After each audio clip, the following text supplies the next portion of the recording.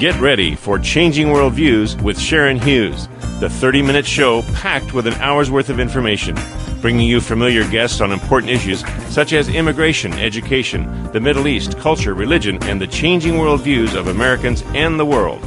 You've seen her on Fox News, you've read her on the World Wide Web. Now here's Sharon. For such a time as this. Freeing the minds of the brainwashed masses.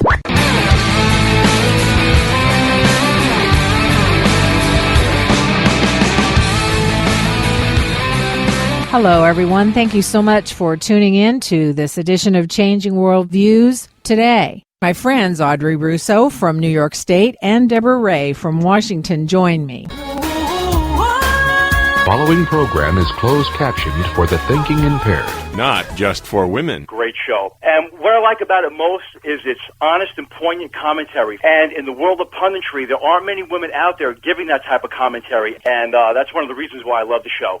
Now, here's Sharon and her friends for today. On today's show, this. I can't simply point to the teachings of my church or evoke God's will. I have to explain why abortion violates some principle that is accessible to people of all faiths, including those with no faith at all. Now, that is a fruitcake interpretation of the Constitution. I do not believe that religious people have a monopoly on morality. He's trying to make the case that it is anti-democratic to believe or fight for moral principles in the Bible that are not supported by people of all faiths. Well, that, of course, was President Obama and Dr. James Dobson. And our subject today is the religious political left. And we heard a lot of God talk, especially from the Democrat controversy of them taking out God and taking out Jerusalem as Israel's capital into their platform, and then getting a huge pushback and try to put it back in after 3 votes. Of course, it was politically expedient. So today what we're going to do is play the show that Deborah and Audrey and I did during the 2008 election, because this is valuable information. We hear so much about the religious right, very little about the religious left in terms of political activity, right? They talk about the Republican Party being taken over by the religious right wing, but they don't talk about, meaning the media, how much the Democrat Party has been taken over by the religious political left or the plain political left. I mean, this is a reality that we have in our culture today. We have liberals, we have conservatives, we have people on the religious left and those on the religious right. And that's what we're going to be talking about today, the differences, and particularly the religious political left. I think you're going to have your jaw drop on some of this information today, ladies and gentlemen. So when we get back from this break, Deborah and Audrey join me in what we said back during the 2008 election about this very subject. You're listening to Sharon Hughes, not afraid to say it like it is, even on the most controversial topics, bringing you the real story behind the news on the issues that matter most.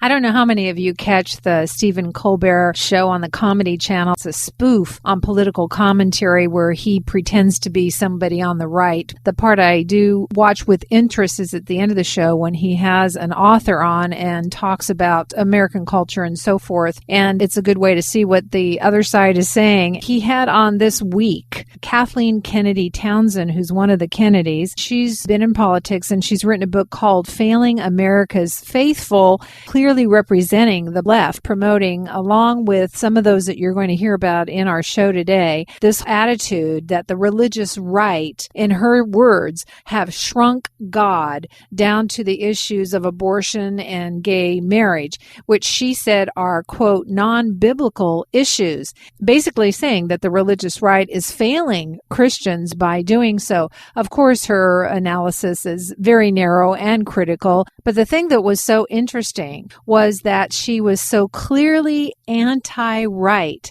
And the thing that, as I've been saying on the show, that I'm concerned about is this religious left now attacking the religious right on the world stage.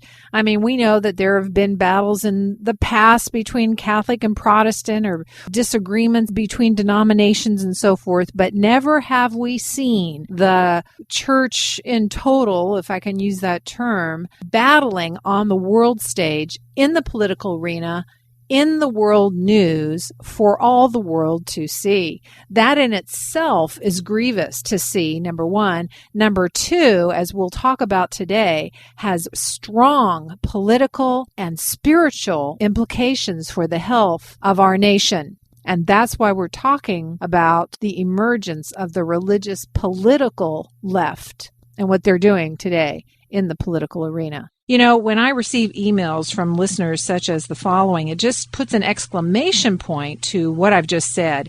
I got an email from Joe who writes, "Dear Sharon, I agree with what you say, although I am still mixed up as to who is left and who is right. The left is the Dems and the right is the Republicans, correct?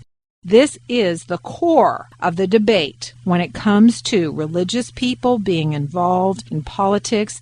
Let me bring on Deborah and Audrey. For those of you who are new listeners, Deborah Ray is an author, an international journalist. Audrey Russo is an actress and a singer with the New York performing arts industry, as well as managing editor for Ediblog, an online news journal. Welcome, ladies, to the show today. Great to be with you. Boy, I tell you, we have got our work cut out for us. This is huge. It is indeed. Absolutely, we have our work cut out for us. We're going to mine this out and make it real clear, hopefully, by the time we're done with the show. But to start out with, Deborah, your area is in the religious realm. You've got 2 degrees in ministry. People tend to know more about the religious right because of the anti-right position of the media. So when we're talking about the religious left, what are we really talking about? Well, there are a number of concepts, Sharon, that go into defining the religious left. They're sometimes called freestyle evangelicals, and this is a term that was coined by Stephen Waldman. They tend to embrace the critics of the Bible and move into a progressive social justice advocacy. And what they want to do is separate from what they consider to be the monologue of the religious right by bringing forth a social gospel. Now, the religious left has embraced post-culturalism by creating a new story rather than the old-time religion. So you and I might sing the song, "Give me that old-time religion, it's good enough for me." Well, it's not good enough for them. They want to create a spirituality that is the opposite of fundamentalism. And by committing to social and ecological justice, this religious left fabricates a new story as to our origins and culture. And one of its shining stars, Dr. Tony Campolo, says the future is yours to create. And so how is this done? They create this future by challenging the religious right's hold on moral issues. And, of course, these have to do with things like the war in Iraq, health care, and poverty. And you might say, I might say, well, what's so wrong with that?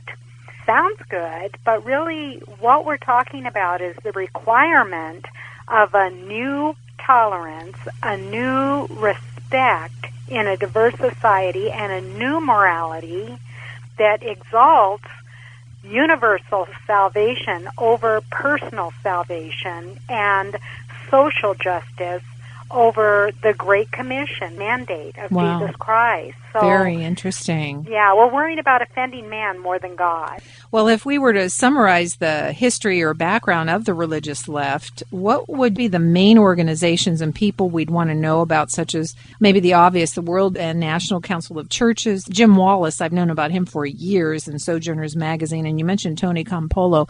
What else would we need to know?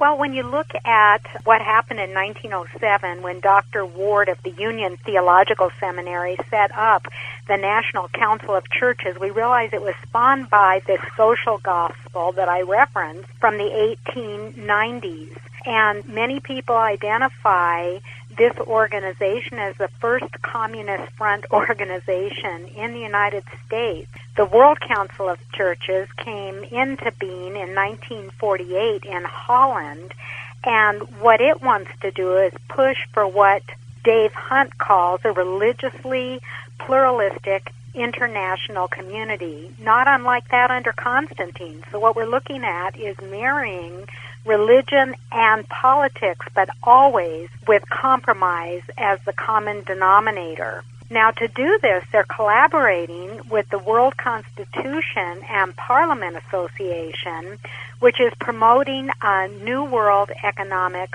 Order. And this is where Pastor Jim Wallace comes into view, because he was the one who founded the anti-capitalist magazine called The Post-American. And this calls for redistributing the world's wealth, which is globalization in contemporary terms, and government-managed economies. And all of these are lumped together into what are considered religious terms as social justice. Well, you know, today if you were to visit the religious left websites, such as there's one called the Center for Progressive Christianity, which is pretty substantial, you'll find them talking about things like a greener faith.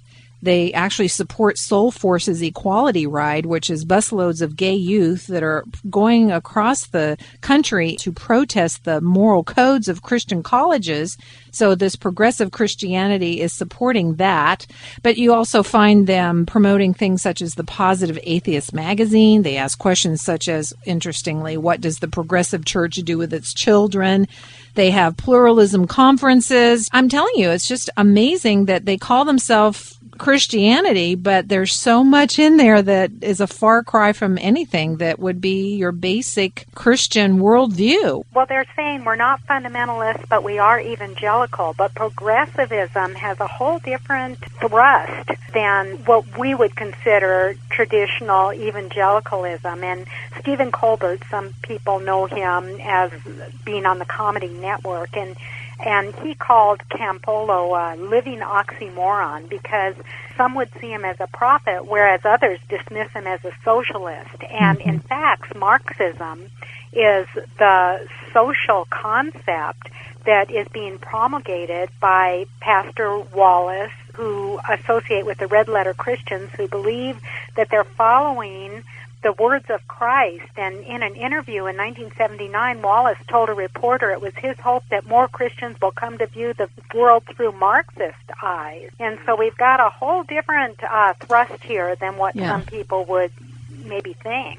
Well, we're going to have to take a break here, ladies and gentlemen. When we come back, we want to talk about how this religious left now is entering politics on a new front, not just having a political worldview, but now they are getting active. So we'll be talking about that when we return from this break. Stay with us.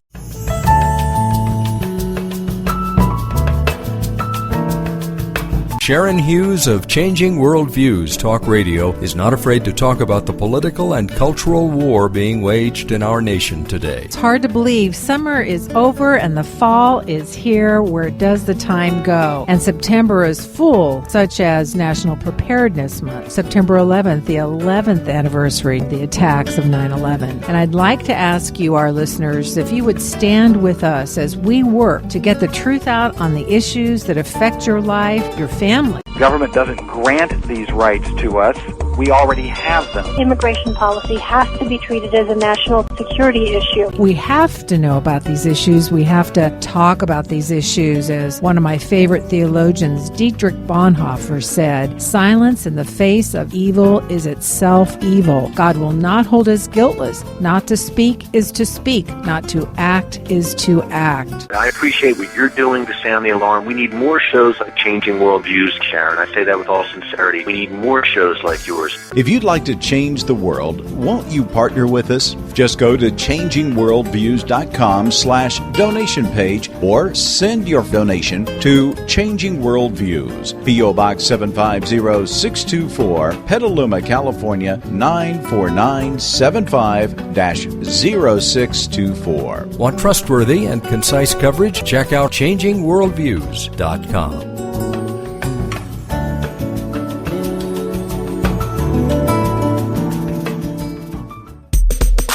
You are listening to an encore presentation of Changing Worldviews.